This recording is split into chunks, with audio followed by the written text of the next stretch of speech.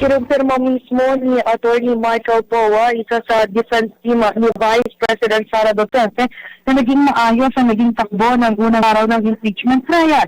Ayon kay Attorney Poa, bagamat nagkaroon ng mga pagitan ng magkabilang panig, normal lang lamang ani ito sa isang paglilitis at inaasahan ang pagkakaiba ng kanilang mga posisyon. Tuwing din naman ang kampo ng depensa na magkomento sa naging desisyon ng impeachment court kaugnay ng pagpili sa presiding officer dahil igagalang nila ang mga naging pahayag at pasya ng mga senator judges. Narito ang pahayag ni Atty. Poa.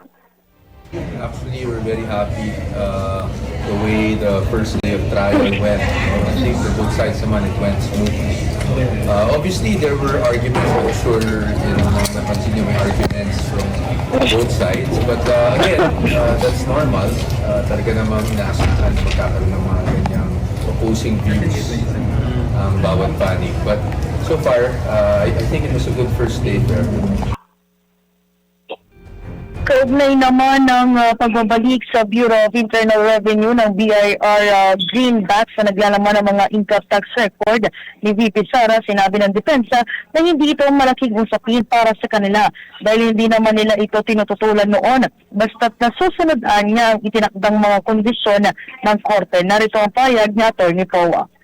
Sa amin naman kasi, as sa totoo lang, diba, nasabi naman namin nung time na nagkaroon ng manifestation or motion, at least in our view, from the prosecution regarding the marking of the documents doon na nakapaloob sa BIR box. Sinabi na naman namin doon that we are not opposing it subject to certain conditions. So, ngayon na ibabalik, sa amin naman, wala naman kaming issue doon, no?